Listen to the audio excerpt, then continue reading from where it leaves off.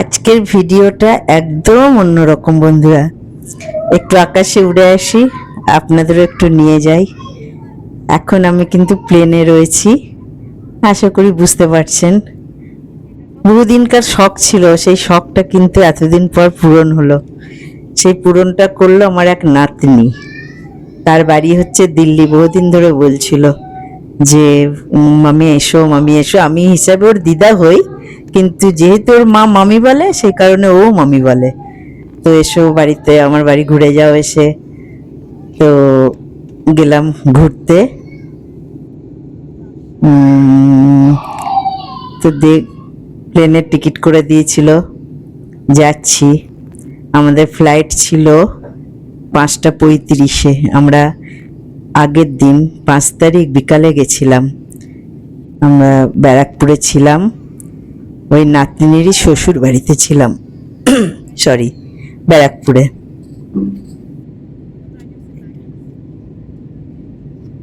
আমাদের নামারও সময় হয়ে গেছে দিল্লিতে, বুঝতেই পারছেন দেখে আশা করি।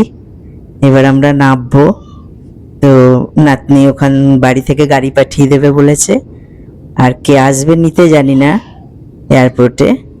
দেখা যাক। চলুন, আমি যেখানে যেখানে যেতে পারবো আর যতটা ভিডিও করতে পারবো আপনাদেরও সঙ্গে নিয়ে যাব, আপনাদেরও দেখাবো। ভিডিওটা আশা করি আপনাদের ভালো লাগবে। ভিডিওটা দেখে যদি ভালো লাগে লাইক শেয়ার অবশ্যই। এই দেখুন, নাতনির ইয়েতে চলে আসলাম, ফ্ল্যাটে। নাতনির ফ্ল্যাট হচ্ছে আপনার নয়ডা। এটা উত্তর গ্রেটার নয়ডা। ওটা আপনার ইয়ের মধ্যে পড়ে যাচ্ছে। এটা কিন্তু দিল্লি ঠিক হচ্ছে না, উত্তরপ্রদেশ পড়ে যাচ্ছে। তো এই যে ঢুকছি। আগে কিন্তু ওরা থাকতো বসন্ত কুঞ্জে, আমি সেখানেও গেছিলাম। বসন্ত কুঞ্জে আগে থাকতো। আমার ওখানটাও খুব ভালো লেগেছিল। ওর বাড়ির কাছেই একটা মন্দির ছিল, ফ্ল্যাটের কাছেই। ওই মন্দিরটার ওখানে ময়ূর আসতো প্রচুর। খেতে খেতে দিত সবাই, দেখতাম পুজো করতে আসতো মন্দিরে, হাতে করে অনেক কিছু নিয়ে আসতো। ময়ূররা যা যা খায় সেই ধরনের আর কি।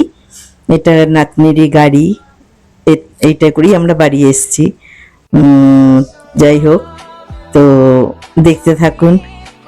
জায়গাটা খুবই সুন্দর, এই গ্রেটার নয়ডার এই জায়গাটা। আর বসন্ত কুঞ্জটাও আমার খুব ভালো লেগেছিল। ওখানে যেহেতু ময়ূর টয়ূর অনেক কিছু ছিল, তো আমার খুব ভালো লেগেছিল। একটা মন্দির ছিল ফ্ল্যাটের কাছেই একদম। তারপরে একদম বাড়ির সামনেই বাজার বসতো। শুনলাম যে এখানটাও নাকি বসে বাজার। আর এই জায়গাটা তো বাজার বসুক না বসুক একবার অপূর্ব দৃশ্য, মানে এতটাই সুন্দর কি বলবো, খুব ভালো লেগেছে। তো অনেক কিছু প্ল্যান নিয়ে এসছি দিল্লিতে, যে দেখবো দেখি। তাজমহল তো দেখার ইচ্ছা অবশ্যই আছে, অনেক ছোট থেকেই সেটা ইচ্ছে ছিল। তখন বাবা সার্ভিস করতেন, দিদিরা সব গেছিল। তখন আমি অনেকই ছোট, যেতে পারিনি। কিন্তু তখনকার দিনে যেমন সে বায়োস্কোপ দেখা যায় না, সেই ধরনের ছোট্ট ক্যামেরার মতো নিয়ে এসেছিল। ওর ভেতরেই সব দেখতে পাচ্ছিলাম। তখন থেকেই মনের মধ্যে একটা সাধ ছিল, কোনদিন যদি যেতে পারি অবশ্যই তো তাজমহল দেখেই আসবো। তাজমহল দেখার ইচ্ছা আছে। তারপরে আরো যে ওখানে মন্দির টন্দির আছে, বৃন্দাবন তো অবশ্যই যাব, বৃন্দাবন যাব। তারপরে স্বামী নারায়ণজির মন্দির আছে, অক্ষয়ধাম, ওখানে যাওয়ার ইচ্ছা আছে। আমি অক্ষয়ধাম কলকাতাতেও দেখেছি, তো দেখি দিল্লিতে কেমন। আর ওর এরিয়াটা বিশাল, প্রচুর বড় এরিয়া। দেখুন, আপনাদের দেখাচ্ছি। আমিও একটু বাড়িতে গিয়ে ফ্রেশ হয়ে এই বেরিয়েছি দেখতে সন্ধ্যাবেলায়, যে কেমন জায়গাটা বা এরিয়াটা কতটা নিয়ে। এত ভালো লাগছে ঘুরতে, মানে এত সুন্দর সুন্দর ফোয়ারা, এত ইয়ে। এটা ওপরে যাবার রাস্তা, উপরে গিয়েও কিন্তু আবার এরকমই বাগান টাগান সবই রয়েছে। মানে খুব ভালো লেগেছে জায়গাটা, যা বলে বোঝানোর নয়। তো নাতনি তো খুবই আনন্দিত। বিশেষ করে ওরা 3জন থাকেন, নাত জামাই ডাক্তার। কৈলাসের ডাক্তার আবার অনেক জায়গাতেই বসে, তো মেনলি হচ্ছে কৈলাসেই যায় দেখেছি।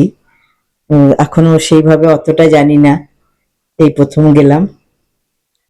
তো ওরা তিনজন থাকে, ওর ছেলে আছে আর ওরা স্বামী স্ত্রী, যার জন্য কেউ গেলে খুব আনন্দিত হয়। আর ও প্রথম থেকেই লোকজন খুবই ভালোবাসে, একদম লোকজন গেলে পরে কি করে কি করব না করব এই চিন্তা ভাবনাটা ওর মাথায় সব সময়।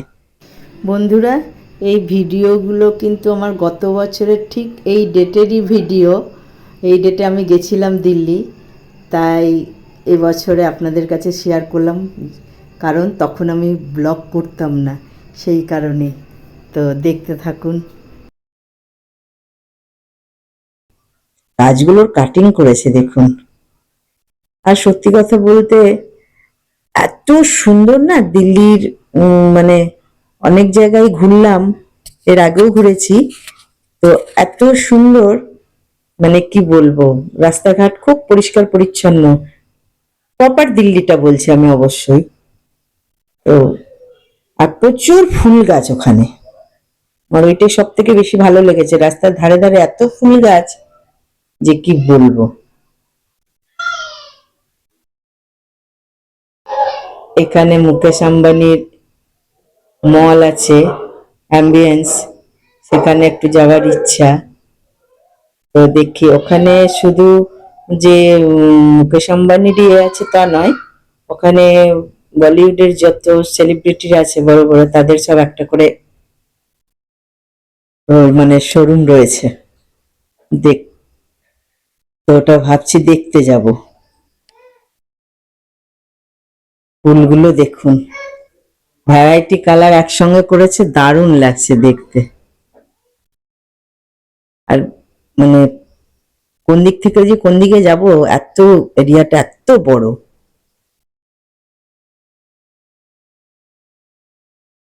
এখানে দেখুন ফোয়ারাগুলো, এই ফোয়ারাগুলো আবার একটু হাইটে ছোট ছোট, মানে কালারিং বলে এত সুন্দর লাগছে দেখতে। আর এসব রাত না হলে তো ভালোও লাগে না। একটু ঘুরছি, এই যে সব আমার ফ্যামিলির, দেখতে বেরিয়েছি।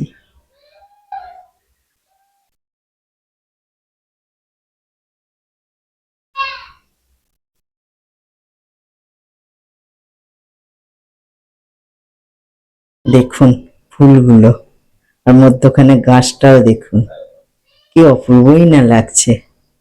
নেমে চলে যাচ্ছে আবার নিচের দিকে, নিচের দিকে গিয়ে আর বেশিক্ষণ ঘুরবো না, তারপরে আবার ঘরে ঢুকে কোথায় বেরোবো না বেরোবো সেই সব করতে হবে।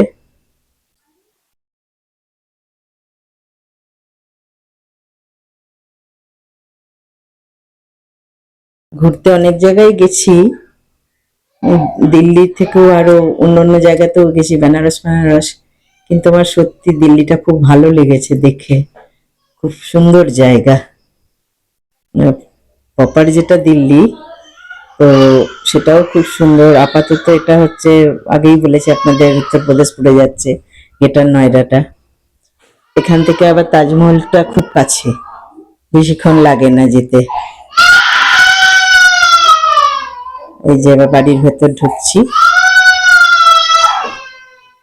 ওখানে ফ্ল্যাটও যা বাড়িও তাই, তবু ওখানে সব ফ্ল্যাট ছাড়া তো বলেন। আর আমাদের যেহেতু আমরা ওয়েস্ট বেঙ্গলের বাড়ি বাড়ি বলেই অভ্যাস হয়ে গেছে, সেই কারণে বাড়িটাই বেরিয়ে যাচ্ছে বেশি।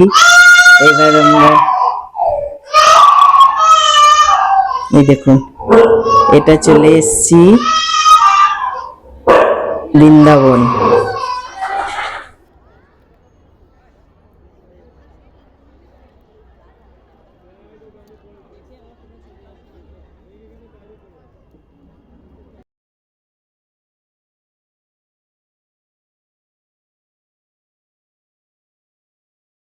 লোটাস টেম্পল, লোটাস টেম্পলের কাছে মনে হলো দুটো ফটো তুলি।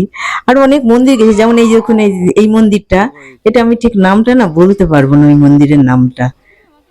ওখানে কাউকে জিজ্ঞেস করার মতো কেউ ছিল না, জানিও না ঠিক কি মন্দির। আর এটা চলে এলাম তাজমহল। যেটা মানে খুবই একটা আমার আকাঙ্ক্ষিত জায়গা ছিল। তো সেটা দেখতে চলে এলাম। এই যে তাজমহলে ঢুকছি আমরা। আর ওই দেখুন সামনে এই যে টুপি পরে উনি আমাদের গাইড ছিল। আমাদের সবাই তো হেঁটে কভার করতে পারিনি, যেখানে আমাদের গাড়ি দাঁড়িয়ে ছিল তার থেকে একটু আসতে হয়েছে, অনেকটাই আসতে হয়েছে। তো সেই কারণে আমাদের যারা একটু বয়স্ক ছিল তাদেরকে হুইল চেয়ার করে দেওয়া হয়েছিল, আর আমরা সব হেঁটেই এসছি। এটা একদম ফার্স্ট গেটটা তাজমহলে ঢোকার, বিশাল গম্বুজের মতো এখানটায় প্রচুর কারুকার্য আছে।